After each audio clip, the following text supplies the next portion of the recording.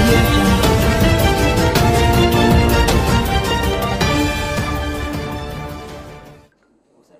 Jungle.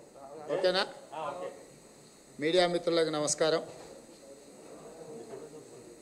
మీకు అందరికీ తెలుసు, ఏఐసిసి ఆదేశాల మేరకు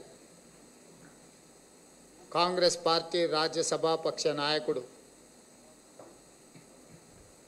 50 సంవత్సరాలు సుదీర్ఘంగా ఏకధాటిగా ప్రజల చేత ఎన్నుకోబడ్డ నాయకుడు పెద్దలు శ్రీ మల్లికార్జున్ ఖర్గే గారు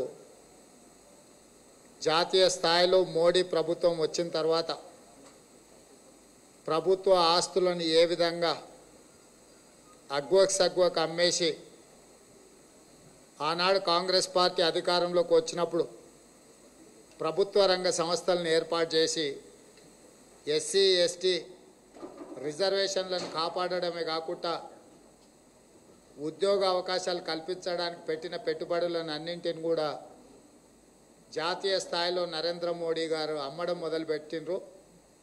వాటికి సంబంధించి ఈ దేశ ప్రజలకు ఒక అవగాహన కల్పించి దేశంలో ఉన్న పరిస్థితులను వివరించడానికి ఏఐసిసి ఆదేశాల మేరకు పెద్దలు శ్రీ మల్లికార్జున్ ఖర్గే గారు ఈరోజు తెలంగాణ రాష్ట్రాన్ని సందర్శించారు.